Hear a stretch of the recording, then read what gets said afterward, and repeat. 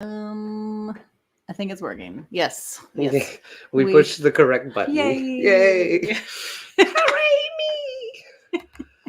me! Welcome everybody to another episode of the Wish You Were Beer Show. Thank you so much for stopping by. This is a live beer show that we do every single week here on Thursday nights, 8 p.m. Eastern, every goddamn week. I don't know if you can say that this early on in the show. I feel like that's I can say whatever I want. A little aggressive. It's the beauty of the internet. If you're unfamiliar with the show, again, we do this every week. Sometimes we're talking beer, sometimes we're talking hops, sometimes we're talking branding, sometimes we're talking venues. Really varies week to week depending on who we have on the show and what we feel like talking about. So if you know anybody that likes beer or if you like beer yourself, please stop by. Stop by all of our social medias as well. You can see them down there on the bottom of the page. We do have a fantastic website as well up at the top. I still can't weather this. You're much better at that than me. It's over here. Yeah, see? We the website keeps a good log of all of our past shows. We've got some beer blogs involved in there as well. It's got a great merch store. Great merch store, which neither of us are wearing. But no, we went no Wish You Were a Beer Show merch tonight, which is rare. It was a decision. Oh, was it? I mean, I chose to wear this sweatshirt on purpose. What sweatshirt are you wearing? I'm wearing a Tradition Brewing. Oh, that sweatshirt. checks out. That checks out. Part of their new merch release, and Ooh. I like it. They have this one and then like a maroon colored one. We purchased that recently? Yeah, like a couple days ago. Oh, shit. And I was like, I thought it looked new, and then I was like, no, I've seen that before, but I've probably seen it in the brewery. Yeah, that checks out. It's fine. It's fine. I have a real problem. Yeah, I am also a whore for the merch industry. I love hats. I love shirts. Did you just call me a whore? I called myself, yeah, probably, but for the merch. Great. So if you go to our website, it's probably one of the easiest ways to support the show. Buy a t-shirt, buy a fanny pack, buy a mug, whatever the hell you feel like. Helps us get our name out there. Helps you look cool as shit. And then all your friends are going to be like, where'd you get that cool shirt? And you'd be like, wishyourbeershow.com. Obviously, that's how that conversation goes. I think we hang out with different people, but somehow. If you're familiar with the show, we normally do a couple of different things. And we usually have Phil. So it is just Tiffany and I tonight. Which means it's going to be... Boy, there's going to be some technical problems. Technical difficulties. You can't even pull that slide up, though, because... I don't know where it is. And that's fine. Mm-hmm. So, stay tuned for, I assume, entertaining, and it'll be fun. Yeah. So as always, I'm Daniel. This is Tiffany. Our co-host Phil is traveling today, so he's not able to be on the show right now. But we lucked out this week because we were able to get some friends on the show, like Tiffany mentioned from Tradition Brewing. So they're going to be joining us here shortly to talk about our hop choice tonight, which if you've seen some of the past episodes from this month, we decided to do a little bit of a deeper dive into individual hops. None really crazy specifically picked, just kind of whatever we felt like doing some research on and having some interest in. And it was also dealer's choice. So we have true story. We have some friends in the industry, as you may know if you tune in. Yeah. And we kind of shot out this is what we'd like to do. And if you have a specific hop that you'd like to talk about, we'd love to have you on the show. And so this week we are going to talk about Idaho 7. Which is a fantastic hop. It's pretty well used in the industry. And we lucked out because Kevin and Abbie over at Tradition actually make a really great beer. That's a flagship style beer that uses that hop. So we asked them to be on the show with us tonight, and we're going to chat with them here shortly. I do want to point out that my father thinks we're a mess, but literally only said hello to you. Checks out. Like, I'm literally your child. That is rough, man. That's right. Your mom picked a baby over you for the weekend as well. So it's fine. It's rough being a middle child, but we're going to get through it together here on the show, and I'll continue to complain about it. So that being said, I don't want to waste too much time talking about my historical family issues. So I prefer to talk about beer, hops, and to talk with friends that like beer and hops. So again, we're going to bring Kevin and Abbie on from Tradition Brewing, and I'm going to roll this clip that says they're a guest.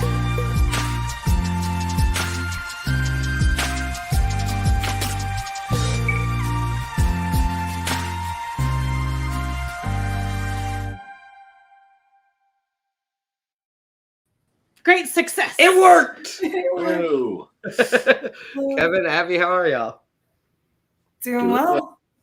Good. So we're doing well, man. And if you're unfamiliar with the show, or if you keep up on the show with some regularity, you know that we actually did brew a saison with Tradition. Award winning at that. Mhm. So you probably recognize Kevin and Abbie. They're normally in the chat section causing a lot of problems. So it's fun to have them on the screen instead. Yes. Yeah, I can't access the chat right now, so I feel lost. Yeah, I'm having a hard time. I'm like, I want to interject. You know what's funny is I did think about that. I was like, they might have a hard time just not commenting. Yeah, that's right. I thought it was best to focus. I was like, okay, this is a good thing.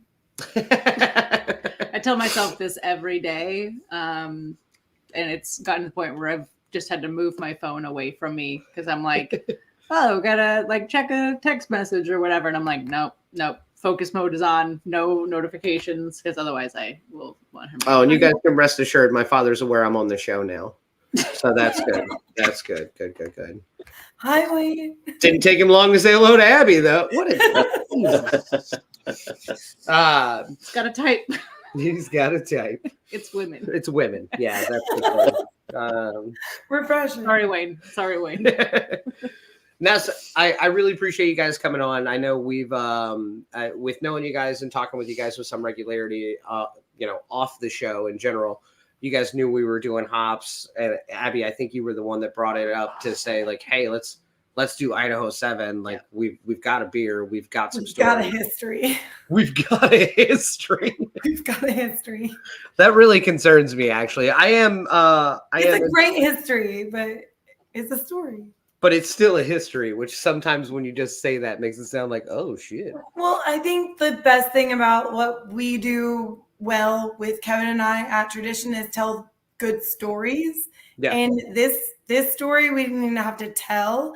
It just came organically for us. And it was just like a road that we were on and then pivoted when it became the pivotal moment. And here we are. And a lot of things were bumpy along the way. But it was a fun ride. That checks out. Yeah. That sounds like a standard Little House on the Prairie journey. Oh, yeah. Yeah. So I mentioned Tradition does do a beer with the specific Idaho 7 hops. I'm going to be drinking it throughout the show. Tiffany's going to have some. I believe you guys have the beer as well. You should have access to it, I would hope. I don't know. It was difficult. Yeah, it was difficult. So this is one of their flagship IPAs. It's called Batch 13, which we're going to get into a little bit later as to why it's called that. But I just wanted to mention what beer we were having so I could go ahead and pour it and drink it while we talk because I'm a worthless piece of shit. We're just really excited to drink this beer. I think we could reframe this to be it's two-part, positive. but let's not lie to myself. Nah. So again, you guys kind of brought up Idaho 7, and I do want to spend some time talking about that hop specifically because Kevin, you've been brewing a long time and you deal with a lot of different hops, but Idaho 7 is a pretty popular hop since its inception. I think it was like 2015, I think, is when it actually came to market, which seems like a short time frame for a hop to be popular. But I think it also correlates with how big beer got. Yeah, pretty quickly in that time frame. Yeah, and I think when people like really hit the mark with certain hops, they can gain popularity very, very quickly, especially if they're grown from like other very popular hops and they follow the same kind of deal as like a Citra or something like that, where they're dual use hops and they can just be they're very flavorful. Yeah. And I thought it was funny when I was looking, when I was reading a little bit about the Idaho 7 hop. I love that the first thing that comes up about it is like, it's grown in Idaho. Yeah. I was like, well, yeah, I get it. Like it's in the name, but Idaho I was like, potatoes, they're very, very proud of the produce that they produce. Yeah. What? Yeah. The produce they produce? Yeah. So that's fun. Phonetics. English is a great language that makes zero sense most times. No, but I thought it was funny and interesting though that they called it Idaho 7, mainly because I was like, are there other hops that are named very specifically with like the town and like the country or state they're in or from? And I was like, nah, that's all Idaho, man. They're like, yeah, we grew a hop.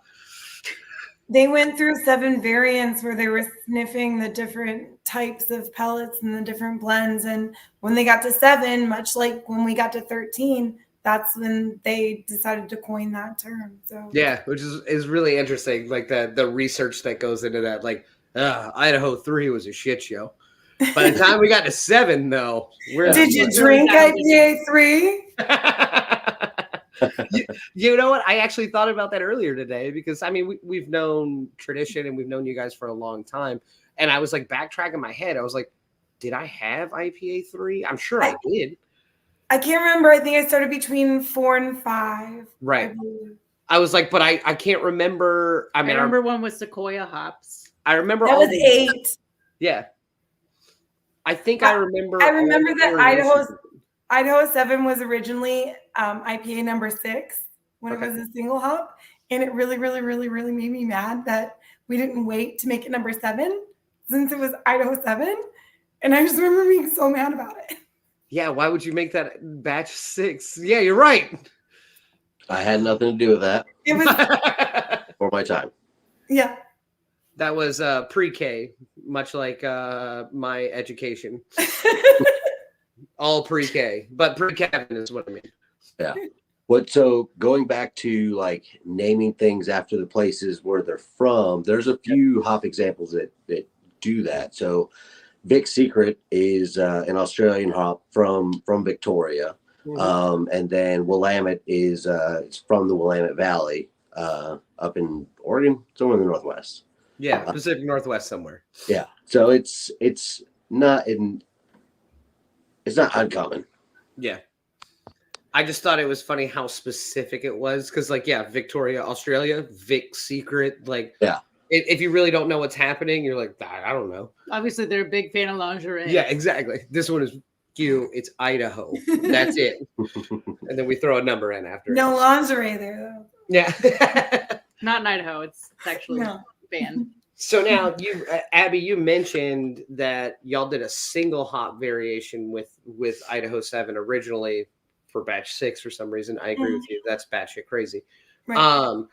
But single hop versus, Kevin, you mentioned it earlier as well. Like it's a dual purpose hop. It's got a lot of opportunities with it. Most people brew this with something. Like it's not usually a single hop additive. I believe it pairs well with others or plays with others. Yeah. Now you guys did it with what? Mosaic? Yes. Yep. Did you play around with anything prior to Mosaic, or was Mosaic like the first one to go with it and it worked well? It was the first one to go with it and it worked well. And then we upped it with the cryo. Yeah. So the first time we brewed batch 13, it was just with standard, what we call T90 hops, which are standard pelletized hops.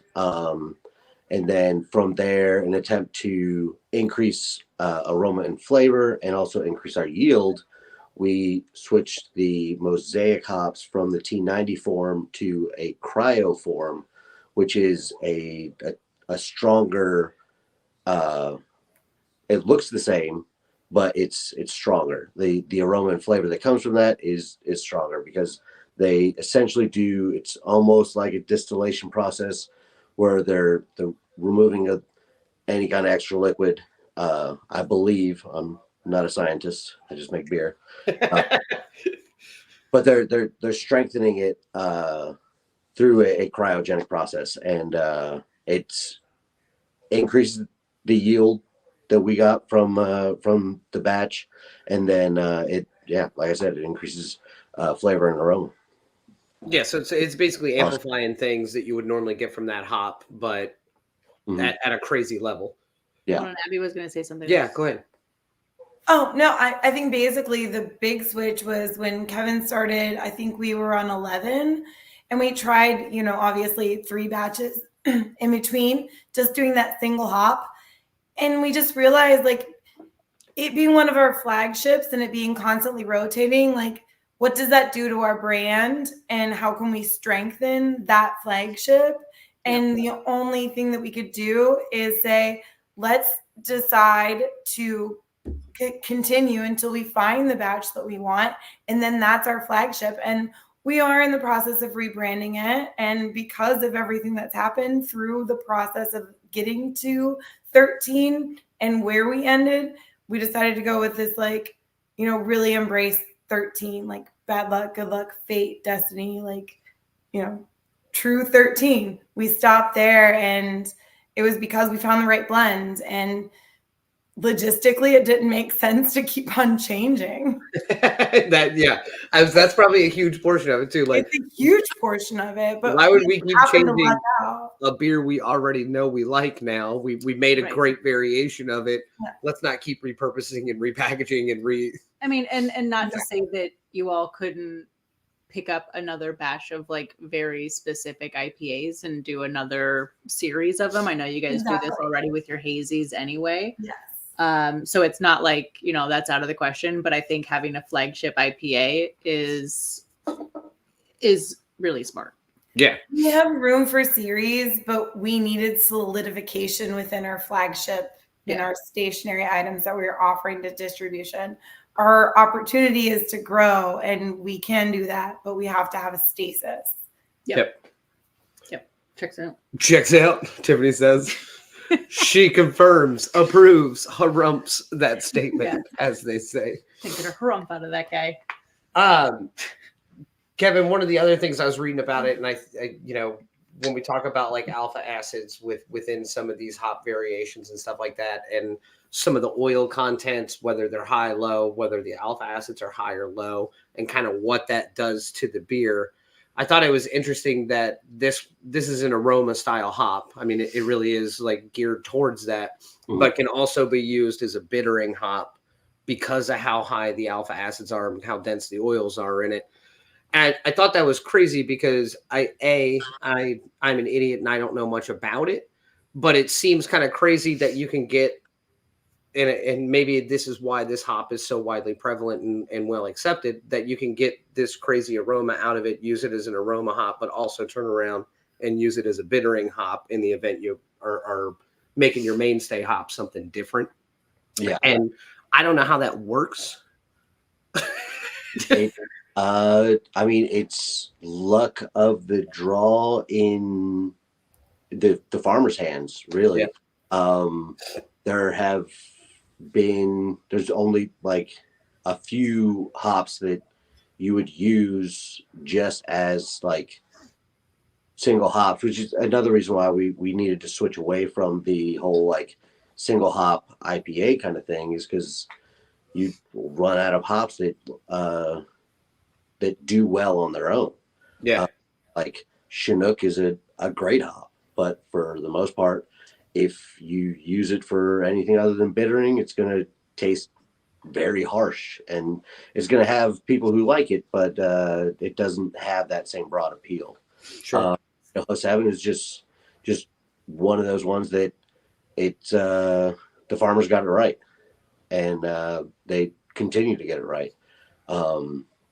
It's not overly harsh, but it's got enough of those alpha acids to create the bitterness that we want in an American style IPA, to lay that base level down, that bitterness.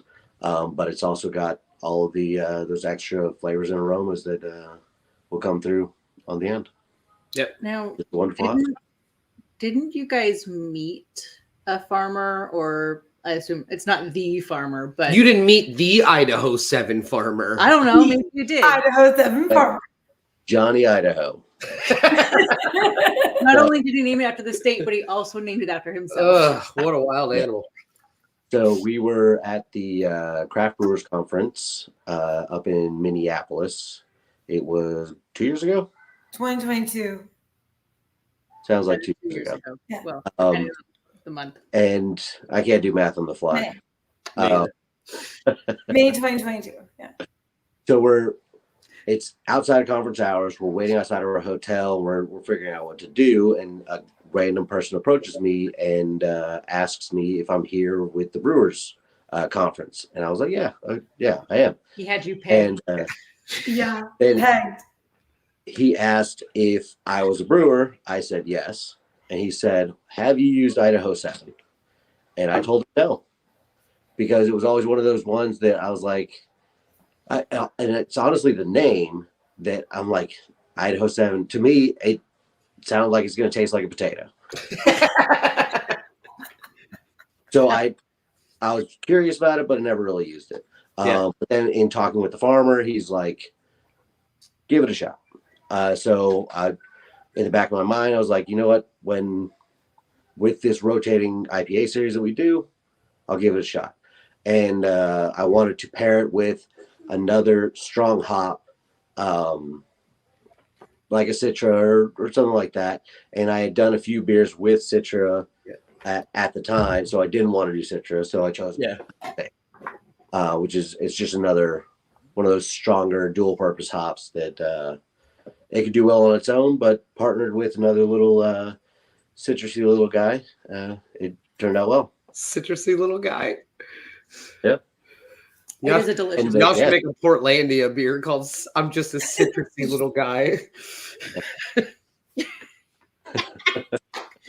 I do love Portlandia. Yeah. So yeah, I think that's interesting, because I imagine that's so in my personal line of work, there's work conventions as well. And I think that's where a lot of the actual ideas come from about these things. Cause like you're going to have some preconceived notions about a hop or a variation on something. And it's always funny to hear it from other people that are, even though it's a farmer, he's not really in your industry, but he is farming what your industry needs. When he sells his hops, it does hit his bottom line at some point. It's just, But I love that idea that like just in the bullshit exchange of just talking outside of a venue or hanging out at a bar or hanging out at a brewery, you'll meet somebody like that who's like, you got to try Idaho 7, man. Trust me, give it a try. And here's why. It was like the purity of it. You know, you're outside, you're figuring out what you're going to do. And like, it's obviously like within the convention range. So like he knows his audience and he's just like, hey, I'm here. You're here.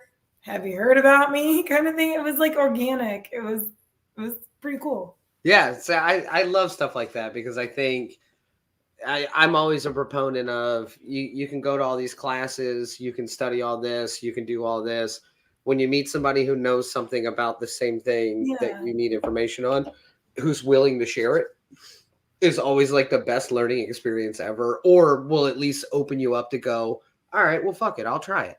Yeah. Like, yeah, if this guy who's super like laid back and nice, or just, I have an IPA series. Sure, I'll give it a ring. We'll do it. Unfortunately, we already passed number 7, but that's fine. Come on, guy. I agree with that. So now, why?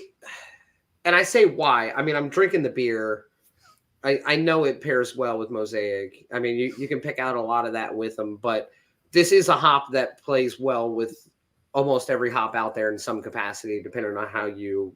However, I don't know if Mosaic's one of the more popular combinations of it. Yeah, it's actually not. So like most of the popular, I say popular recipes, and when I say that, it's a common. It's a schematic on X amount of percentage of recipes that are registered use this hop with this hop and what percentages there are. There's a great spreadsheet on it. Look at you pulling databases. I know, it's ridiculous. I'm really proud of you. But it was interesting because Mosaic didn't show up in the top 5 that this hop is Idaho 7 is. Did it show up in the top 13? It showed up in so technically it was in the top 13, but because 13 is unlucky, it was actually 4. They just skipped it, actually, much like hotel floors. Oh, I've got a lot of stories about that. Mm-hmm. So what, I know you said this was your first concoction with it that worked, and it just worked well and you didn't have to explore it. What was the idea behind putting Mosaic with Idaho 7 prior to the beer being made, if that makes sense? Well, I guess one of the advantages of not really being on social media is that I don't know what's popular. Cool. The thing that I know, and I mean, I don't follow for the most part what other breweries are doing. I will go to those breweries and then I will drink their beer, but on like, I don't know what the local breweries are releasing because I don't want that to kind of taint what I am doing. Sure. And it just seemed like, well, I had never really used Mosaic either, but I knew that just by the price of it, that it was good. That sounds like an 80s cocaine deal. Yeah. If it's expensive, it's got to be good. And yeah, just doing like cursory searches, it was some of the keynotes were kind of like that it was citrusy in a different way than the Idaho 7 would be kind of citrusy. Yeah. Like just those two things, I like to have nuance with it and like just kind of change how that citrus is perceived, if we can. That was really the reason. It was kind of luck of the draw. Yeah, I don't think it's luck of the draw. I think it's I mean, it sounds like you actually put thought it's into a it. it's a Yeah, a well-educated little bit. guess. Right. It's not luck of the draw. That would be like me making an award-winning saison on my first try. That's luck of the draw. Also, that was But IPA 13 also won an award. Oh yeah, you're right. I forgot about so that. all of your like random like Look at you. Kevin concoctions win awards. Yeah, and I think it also is like a really good inventory for him because like I think a lot of it is like, okay, I know I have this on hand, and a lot of times you plan a beer and then you add it to taste. And I think the benefit of having someone who has a good palate, like the way he develops his recipes, is he's like, okay, he waits to say, what am I going to dry hop this with? Yeah. Clear intention for the beer, wait for the fermentation to happen, and then be like, okay, what elements do I want to implement at what time? And then those are the elements that truly finish off the beer. So it's like a process. And like, I think you nailed it with Mosaic. Yeah, absolutely. I mean, it's a fantastic beer. It's very good. And it's just always funny to get some background on the beer. And Kevin, one of the things I always appreciate about you in our personal conversations about beer or about anything, you're always the first one to be like, I'd never really done this, never really used this. Like there's never any bullshit like workaround of, well, I had researched Mosaic and one of my favorite things, you're always just like, honestly, man, I just tried it and I thought it would do well. Yeah. And I really respect that because when the beer turns out good and then you get that response out of it of that's how I went about it, I'm like, oh, you just make good shit then. Right. You're just good at your craft. Correct. And it's the ingredients. Like if I were to do the exact same thing with other hops, it would not turn out as well. It just happened to be. That's why I say it's kind of luck of the draw.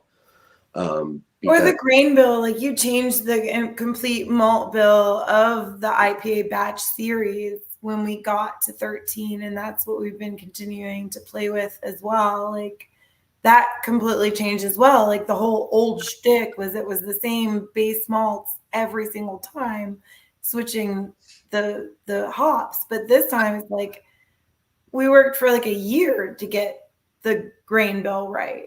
And that's what we're doing now. And continuing to brew that same thing, which is awesome. Yeah, I was going to say, yeah, don't mess with it and change it if it works. Right. So the grain bill for 13 in particular is more along the line of like a classic, kind of more Sierra Nevada kind of grain bill, okay, where it's got a little bit of crystal malt too that gives it that color. That's why it's a little bit more amber. Mm-hmm. Got some wheat in there to add some body and help with the head retention. Yep.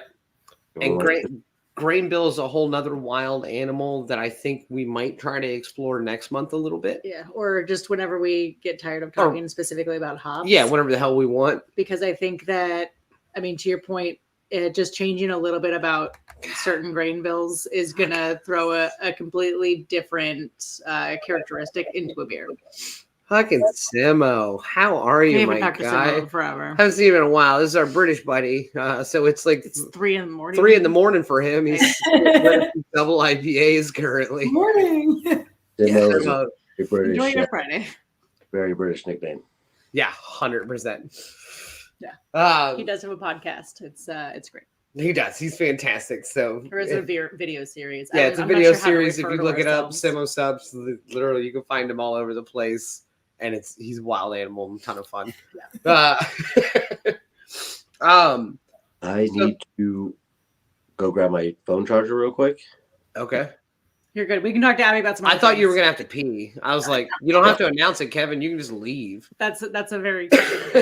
All right. Well, so one of the other things that we want to talk about, and I went ahead and poured it anyway because you wild. Yeah, is you all have a brand new beer and pretty awesome collaboration coming up.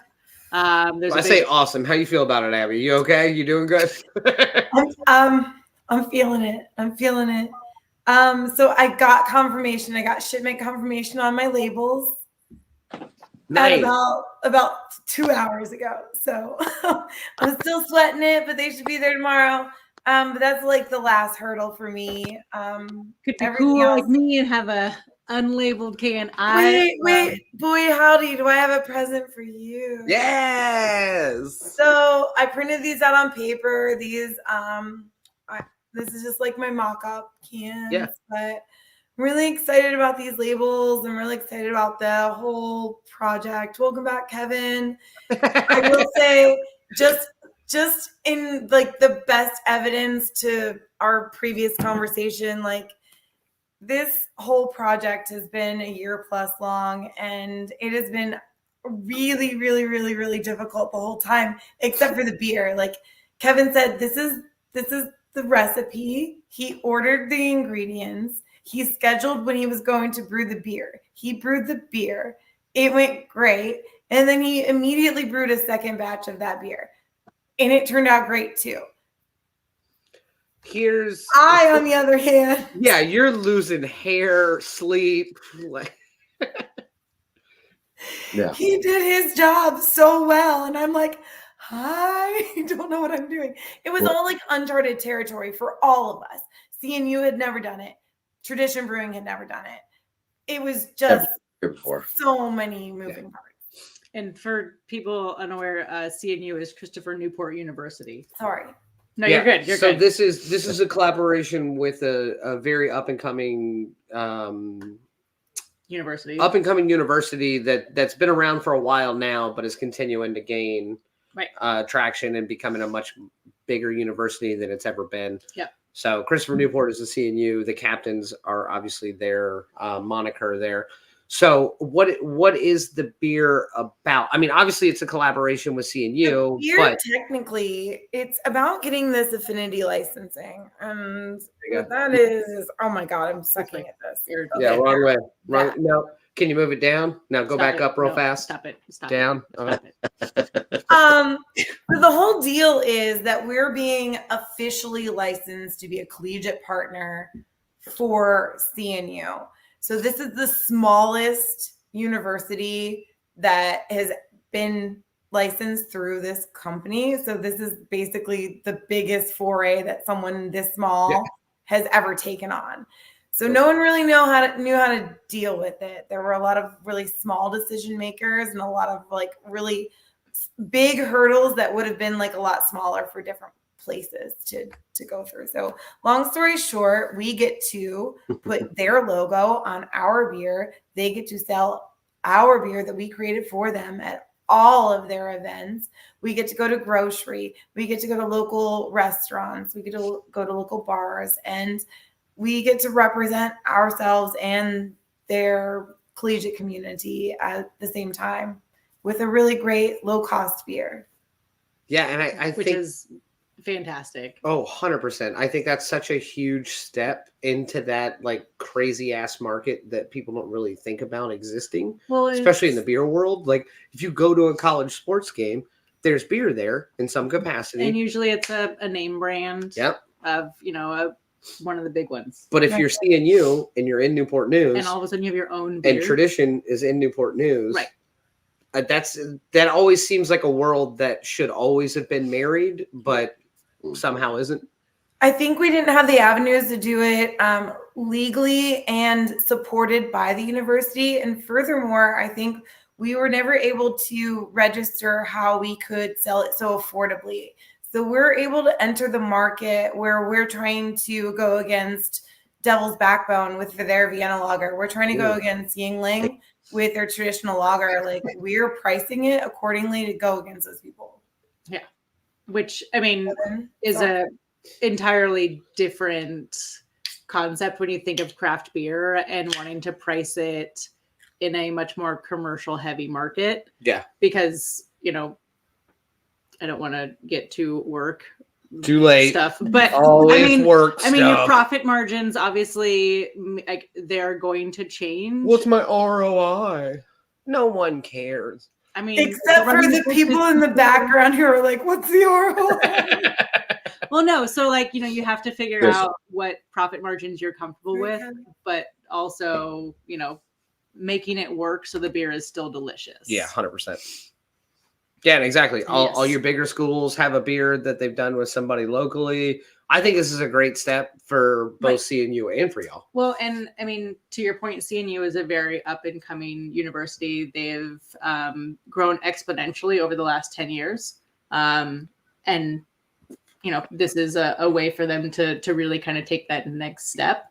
And people who either want to go there or went there. And, I think that you're not just catering to the 21 and up student body, but you're also alumni and hopefuls and things like that. 21 and up. My uncle graduated very from important. Christopher Newport, but it was Ferguson High School at the time.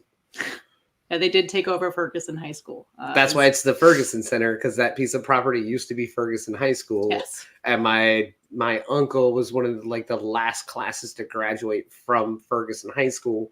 And then he ended up going to Christopher Newport College, which was the early onset of CNU versus what it is now. Yes.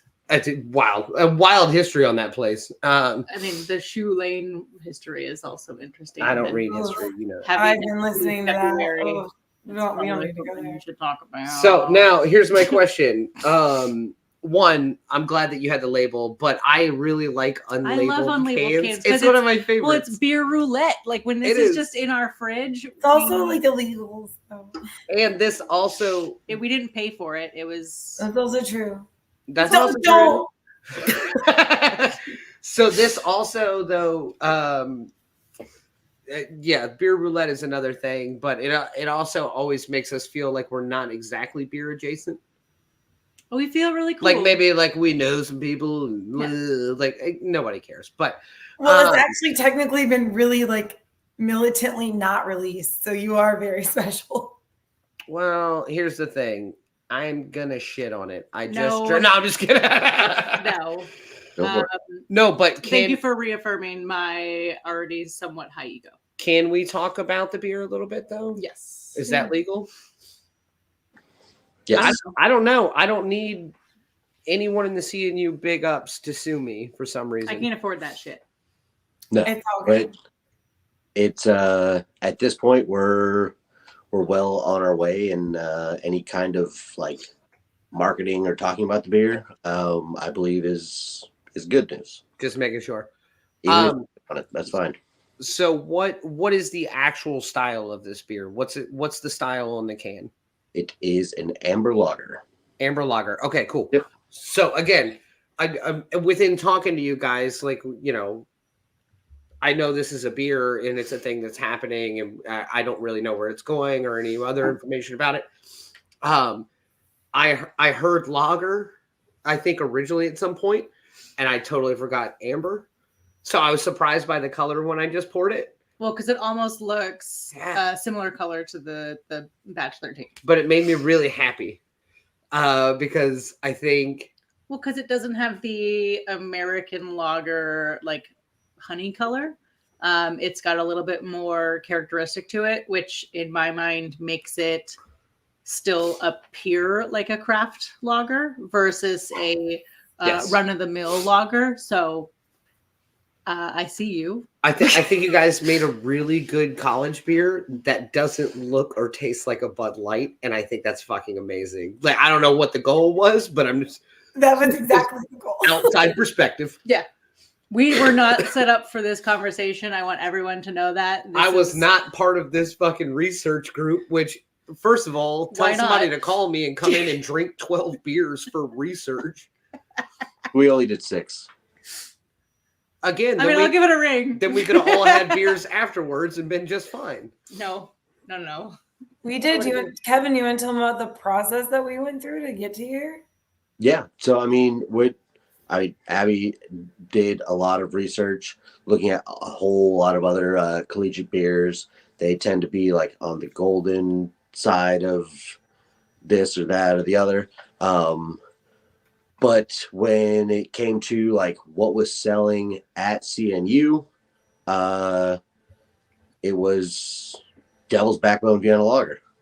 And that's, despite it being a Vienna lager, it is an amber lager. Yeah. And I felt like we could do it better, which goes against everything that you're ever taught as like in brewing. They're like, you don't don't try to compete with a bigger brewery in light lager, because you're never going to, like, going back to the ROI thing, they're going to be able to outcompete you. They're going to be able to outmarket you. They're going to be able to do all of these other things. Because they can make up for it with their other profits. Yes. But I think with what we're doing with the size of CNU, with the alumni in this local area, we can do good work with it. And really it's light, it's drinkable, but it's got just a little bit of caramel backbone to it, and it's what you want in an everyday drinker. So I mean, even if you never went to CNU, like, you can drink this beer. I had quite a few of them. They're very good. Oh. Well, he had to test the 6 of them, right? Yeah. Well, he was the research group. That's why we weren't invited. It's like, they are, for me, they're delicious. I brewed the beer, 6 of them, and I was like, yes, this is good. No, and to your point, it is really good. It does have that slight maltiness to it. And I think that's really what sets it apart from, like I said, like the run-of-the-mill things that you're going to find. And if it came to buying a beer that has my school on it, if I was a CNU person versus I know it was purchased by a much larger brewery in the recent past, I'd obviously much rather drink my school beer. I think an important thing to mention is some word that I got today, basically from our distributor at M Price, is they're going to be able to sell, they're absorbing a little bit of our costs to be able to promote this locally, and they're going to sell it where they can be very competitive within the Yuengling and the Devil's Backbone range. We're looking at maybe upwards of $12.99 as low as $11.99 or $10.99. So like, this is going to be a very affordable beverage to buy, even if you're new to beer or enjoy beer and want to buy it in volume. Hopefully we can figure out a way, but like, we already have good news on the affordability and the accessibility. So I think those are the 2 big things that we had to surpass after we nailed the flavor, which he did like instantly. So and to clarify, that is for a 4-pack. That's for a 4-pack of 16-ounce cans. Yep. So it those values skew. So maybe pay attention to your per individual pack. Correct. In the grocery Technically, all values skew if they're at a store because they have skew. All right. SKU joke. I love it. Pun intended. It's getting skewed up in here. I cannot. I know. I hate it as well. Why do we? Oh, grocery stores. Oy. I know. All right. We are going to cut you loose in just a second, only because of the time frame.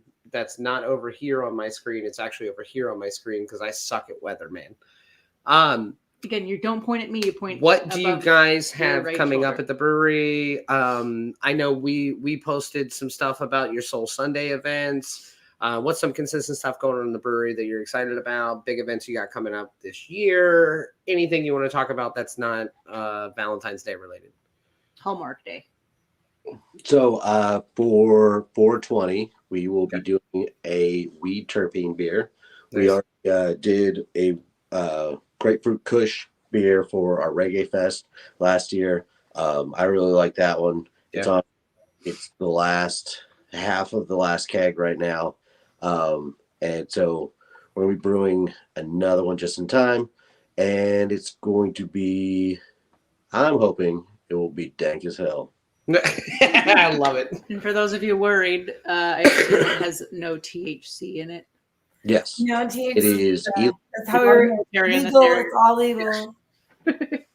None? I mean, you do you, boo. Well, shit. All right. I think I'm really excited about the One City Marathon after party. You know, we always host a 5K. We're brewing a special beer for that. It's a pale ale. We're going to release it that weekend, and we're going to be pouring at 9 a.m. So it's the perfect day to come out and day drink. That's March 2nd. So My favorite day, my favorite time of day to drink beer. yeah. Well, you can't go anywhere else. So go somewhere early and hunker down. Yeah, Because One City Marathon is a day where you cannot move anywhere. yeah. Pretty much, you either go out really early or you just decide not to go out Not to move it after on. like 2 p.m. It's the New So York get City out New Year's early. Eve of Newport News. Or you just start running.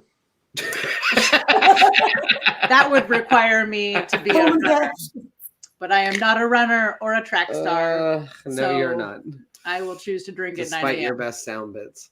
Well, Kevin, Abbie, as always, we love you guys. I always enjoy chatting with you. Kevin, and I'm disappointed in how great of a brewer Yeah, you are. thank I So know it's so good. I'm That's so what mad. do. Yeah. Yeah. But no, the beer is fantastic. I'm looking forward to seeing where that market goes within the CNU realm. I think that's an exciting opportunity for you guys. And I love Slack Tide too. Yeah, Slack Tide is pretty good. Yeah. Sorry, I didn't really leave that up Fuck, very long. yeah, Sorry. I didn't even read it. I Sorry. just assumed that's what you were talking about. I was going to mention that too. Thank you, Michelle. Yeah. In Abby's defense, we kind of cut you off, and I apologize.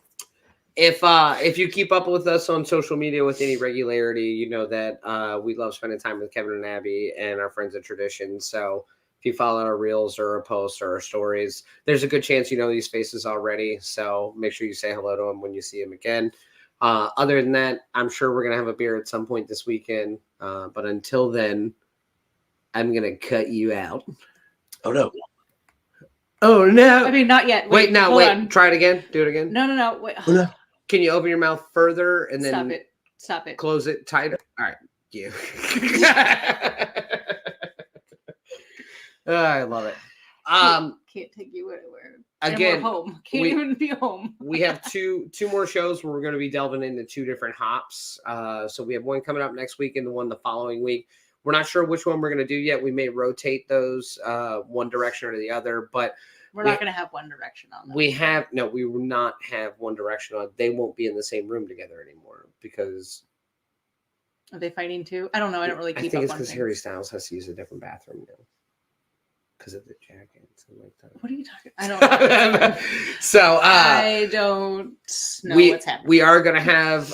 I know we have a guaranteed guest on. That's a blast from the past. I'm not sure if they're going to be next week or the week after, but and bats. Yeah, it's our friends at Shoujo. They bat like crazy, and I can't wait to chat with them again.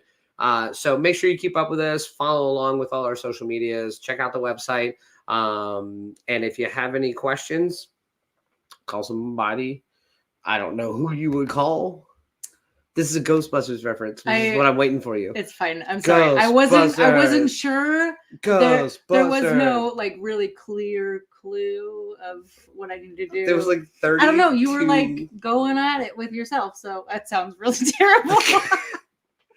I'm actually just gonna I said it, and then I was like, "Oh no!" I'm gonna let too Tiffany late. keep talking about what she feels. Well, because you were trying to find the closing, and that's fine. Yeah, I don't know where it is. It's fine. There it is. Later, daters. Okay, bye guys. Make sure they can still hear us. Thanks for watching.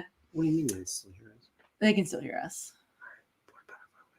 I can think they may be able to still hear you whispering. I don't know. I don't think the mic's that good. This beer is delicious. So, no, let me tell you what I really think about the beer. No, Now that Kevin and Abbie, stop it. here's.